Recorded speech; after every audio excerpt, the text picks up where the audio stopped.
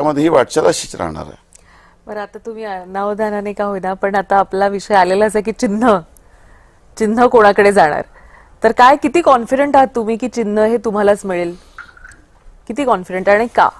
बघा, आपण जर इतिहास तपासला तर आपल्याला एक लक्षात येईल की हा इमोशनचा गेम नाही आहे, हा मेरिटचा विषय आहे. तुम्ही विचार करा की मुलायमसिंग यादवनी समाजवादी पार्टीवर, ती मुलगा वेगळा झाल्यानंतर त्यांना मिळाली. चंद्रबाबू नायडूचा इतिहास तेलुगू देशमचा आपण पहा, त्यांनी चंद्रबाबू नायडूंनी स्वतः मुख्यमंत्रीपद त्यांना मिळालं होतं. जर इतिहास पाहिला तर आपल्याला लक्षात येईल की पॉलिटिकल पार्टी ही कार्यकर्त्यांचा पक्ष असतो.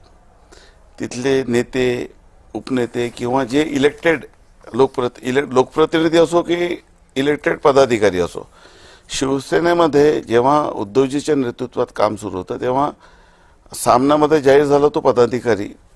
बाकीच्या पॉलिटिकल पार्टीमध्ये काय असते की आपण एक निवडणूक अधिकारी असतो, तो फॉर्म भरला जातो, ज्याला करायचं असेल तो विड्रॉल घेतो, नाही करायचं असेल तो विड्रॉल घेतो, ज्याला जिल्हाध्यक्ष व्हायचा त्याची एक निवडणूक होते, एक निवड प्रक्रिया असते शेवटी.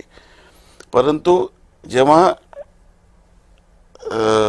आम्हाला हे अपेक्षित होतं की म्हणजे त्या पूर्णपणे आम्ही त्याचा अभ्यासही केला होता, लिगली सर्व गोष्टी मी देखील तपासल्या होत्या की शिवसेनेमध्ये आमदार आणि खासदार हे मेजॉरिटीमध्ये आमच्यासोबत होते.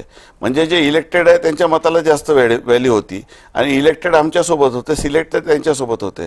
तर पॉलिटिकल पार्टी ही लिगसीनी कार्यकर्त्यांचा पक्ष असते आणि वडिलांच्या सातबारावर किंवा प्रॉपर्टीवर मुलाचं नाव येतो, परंतु पक्ष एखाद्या माणसाने अस्तित्व उभा केला किंवा निर्माण केलं तर त्याच्या मुलाला ते लिगसी मिळत नाही कायद्याद्वारे.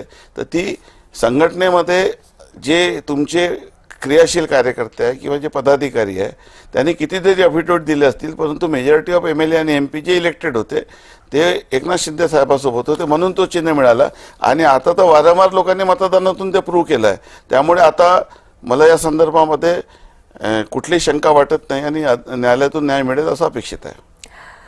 बरं, तुम्ही म्हणालात की तुम्ही काँग्रेस होती त्यामुळे तुम्ही वेगळा मार्ग स्वीकारलात. आता काँग्रेसनेच वेगळा मार्ग स्वीकारलाय मुंबईमध्ये आणि ते दोघे बंधू एकत्र आलेत. कसं पाहता याकडे?